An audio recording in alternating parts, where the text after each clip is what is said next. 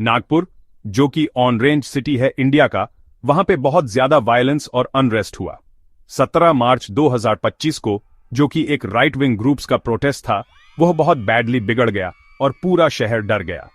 इस वायलेंस की शुरुआत एक अफवाह से हुई, जिसने कम्युनल टेंशन्स को भड़का दिया। ये अनरेस्ट अचानक नहीं हुआ। इसकी जड़ें खुलदाबाद में मुगल बादशाह औरंगजेब के मकबरे के खिलाफ हुए प्रोटेस्ट में थीं।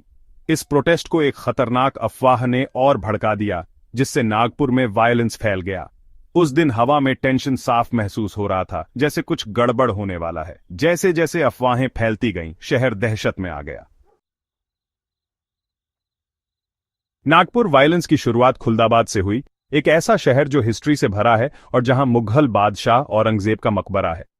बादशाह औरंगजेब इंडियन हिस्ट्री में एक कंट्रोवर्शियल फिगर हैं। कुछ लोग उन्हें टायरेंट मानते हैं और कुछ केपेबल रूलर। इसी हिस्टोरिकल बैगेज ने अनरेस्ट की नींव रखी। बजरंग दल और वीएचपी जैसे राइट विंग ग्रुप्स ने औरंगजेब के मकबरे को हटाने की मांग को लेकर प्रोटेस्ट किया।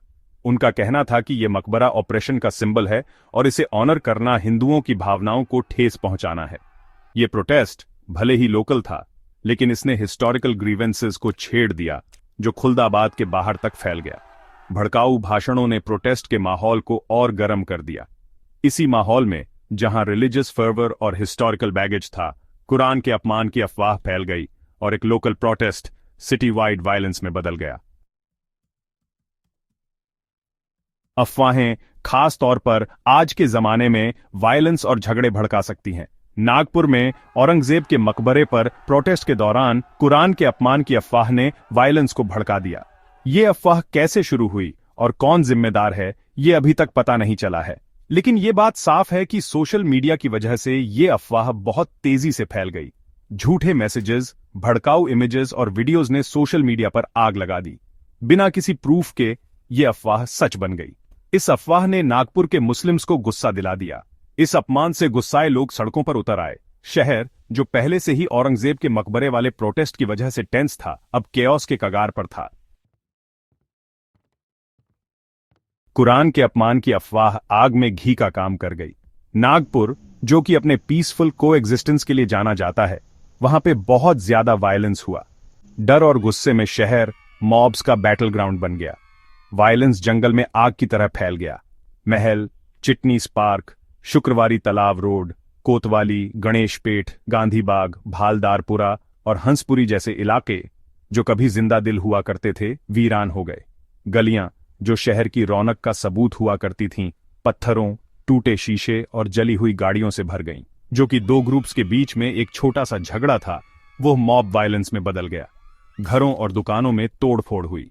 गाड़ियों को आग लगा दी गई, जिससे काला धुआं आसमान में छा गया।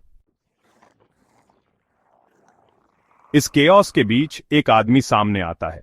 उसके चेहरे पर गुस्सा और डिटर्मिनेशन साफ दिख रहा है। यह है गुस्से का चेहरा, रेजिस्टेंस का प्रतीक।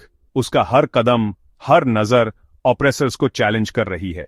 संघर्ष अभी खत्म नहीं हुआ है, लेकिन ऐसे लीडर्स के साथ उम्मीद अभी बाकी है।